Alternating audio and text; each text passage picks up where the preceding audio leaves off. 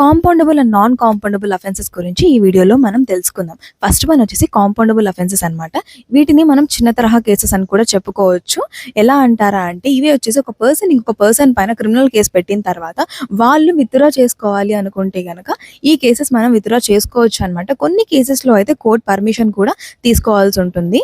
అయితే ఇవి ఏవేవి వస్తాయి అంటే బెస్ట్ ఎగ్జాంపుల్ మనం చెప్పుకున్నాము అంటే కొట్టుకునే కేసెస్ కావచ్చు, డెఫమేషన్ కావచ్చు, ఇటువంటి కేసెస్ అనమాట. ఈ కేసెస్ ఫైల్ చేసిన తర్వాత మీరు ఒకవేళ విత్డ్రా చేసుకోవాలి అనుకుంటే గనక విక్టిమ్స్ ఖచ్చితంగా విత్డ్రా అయితే ఈ కేసెస్లో చేసుకోవచ్చు. వీటిని కాంపౌండబుల్ అఫెన్సెస్ అంటారనమాట. అండ్ నెక్స్ట్ వన్ వచ్చేసి నాన్ కాంపౌండబుల్ అఫెన్సెస్. ఇవి ఏంటంటే ఈ కేసెస్ని విత్డ్రా చేసుకోవడానికి లేదు. ఒకవేళ విక్టిమ్ విత్డ్రా చేసుకోవాలన్నా కూడా చేసుకోవడానికి లేదనమాట. దీంట్లో ఏంటంటే ట్రయల్ ఖచ్చితంగా జరుగుతుంది. Judgement either conviction or acquittal అనమాట. మీరు విత్డ్రా చేసుకోలేని పరిస్థితుల్లో మీరు హాస్టల్ అయినారు అంటే అక్విటల్ అయిపోతుంది.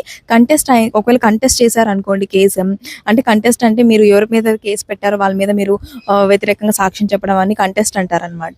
అయితే వీటిని కంటెస్ట్ చేశారనుకోండి, తర్వాత బేస్డ్ అపాన్ ఎవిడెన్స్ ప్రకారం అక్విటల్ కానీ కన్విక్షన్ కానీ పడే అవకాశం అయితే ఉంటుందన్నమాట. అయితే ఇవి ఎలాంటి కేసెస్ అంటే పబ్లిక్ పైన ఇంపాక్ట్ అనేది చాలా చూపిస్తుంది ఈ కేసెస్లో. లైక్ మర్డర్ కావచ్చు, రేప్ కావచ్చు, రాబరీ కావచ్చు, ఇటువంటి కేసెస్ అనమాట. సో కాంపౌండబుల్ అఫెన్సెస్ ఏంటంటే ఎక్కువ పబ్లిక్ పైన ఇంపాక్ట్ ఉండకుండా ప్రైవేట్ డిస్ప్యూట్స్ ఉంటాయి, లైక్ కొట్టుకోవడం ఇట్లాంటివన్నీ కూడా.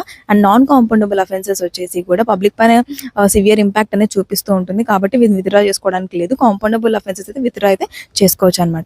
ఇలాంటి మరిన్ని అప్డేట్స్ కోసం నా పేజీ ఫాలో అయిపోండి.